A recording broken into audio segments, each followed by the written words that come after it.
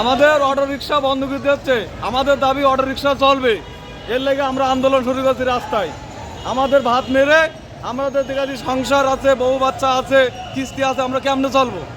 এর লেগে আমরা রাস্তাঘাট ধর্মঘাট করছি, আমাদের অটোরিকশা চলতে দিতে হবে, এ আমাদের দাবি একটাই। মেন রাস্তা ওঠার কোনো প্রয়োজন নেই, আমাকে মেন রাস্তার মুখে মুখে উঠতে দিতে হবে।